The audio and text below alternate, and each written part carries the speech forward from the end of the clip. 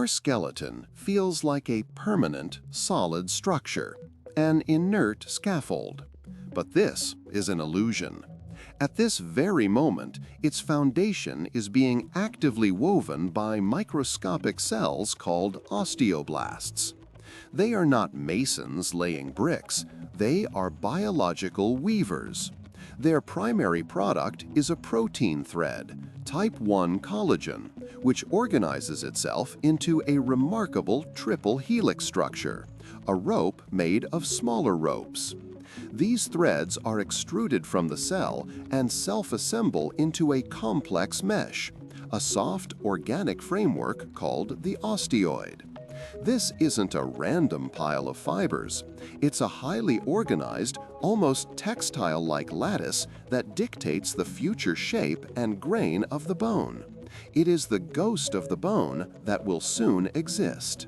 This protein fabric is beautiful, complex, but functionally useless for support.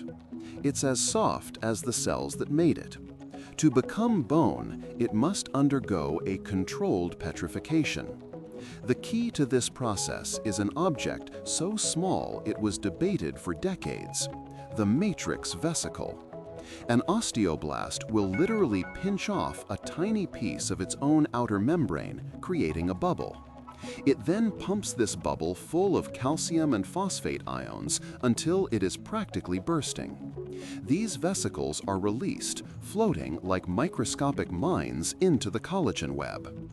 Their purpose is singular: to find a gap in the lattice, rupture, and create an isolated, supersaturated explosion of mineral ions.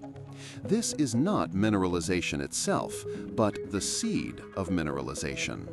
Inside that burst of ions, the conditions are finally right.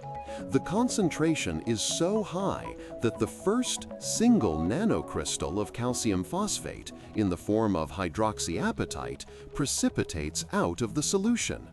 This event is the point of no return. This first crystal acts as a template, a nucleation site.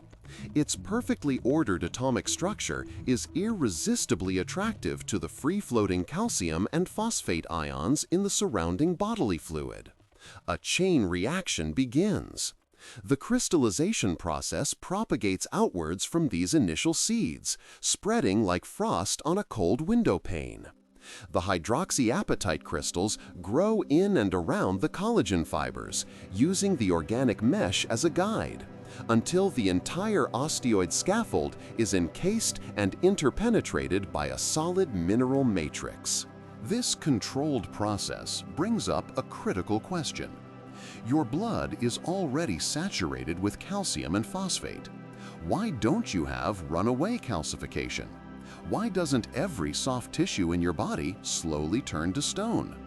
The answer is that your entire system is flooded with a powerful inhibitor, inorganic pyrophosphate. This molecule is everywhere, and it is exceptionally good at preventing hydroxyapatite crystals from forming. So how does bone ever form? The osteoblast performs a beautiful piece of biochemical sabotage. It releases an enzyme called tissue nonspecific alkaline phosphatase, or TNAP. This enzyme is a molecular demolition crew. It finds pyrophosphate and chemically cleaves it in two, destroying its inhibitory power. By releasing TNAP only in the osteoblast creates a tiny local zone where the stop signal is turned off and the go signal for mineralization can proceed. Bone is built not just by adding something, but by precisely taking something away. The result is one of nature's most impressive composite materials. But is it perfect? Why is bone not as hard as a diamond or as flexible as rubber? Because it is an engineered compromise, optimized for a very specific set of problems. The first compromise is strength versus weight. Your skeleton is about 15% of your body mass. If it were twice as dense, it might be stronger, but the energy cost to simply move would be astronomical. It is strong enough while remaining light enough. The second compromise is rigidity versus toughness. The mineral component provides compressive strength, preventing buckling, but it's brittle. The collagen protein web embedded within provides tensile strength and fracture toughness. It allows bone to absorb energy and bend ever so slightly, preventing catastrophic failure from a sudden impact. It can give, so it does not have to shatter. And perhaps the most profound aspect is that this compromise is never final.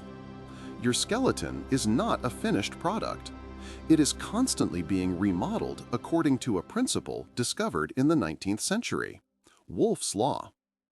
This law observes that bone remodels in response to the mechanical stresses it experiences. It is a use-it-or-lose-it system on a skeletal scale. Piezoelectricity in the bone matrix, generated by physical pressure, is thought to be one of the signals that directs this activity. Areas under high stress generate a tiny electrical charge, signaling osteoblasts to add more mass. This means the architecture of your skeleton is a living record of your physical life. The dominant hand of a carpenter, the leg bones of a marathon runner, the spine of an office worker, all are measurably different. The protein scaffolding laid down today is a direct response to the forces you exerted yesterday. Your skeleton is a diary written in calcium, a dynamic blueprint of your journey through the physical world. Monotony has grown fast. Nearly 2,700 people have watched in the last few weeks, yet less than 0.03% are subscribed. It would mean a lot if you joined by hitting subscribe. And again, thanks for watching.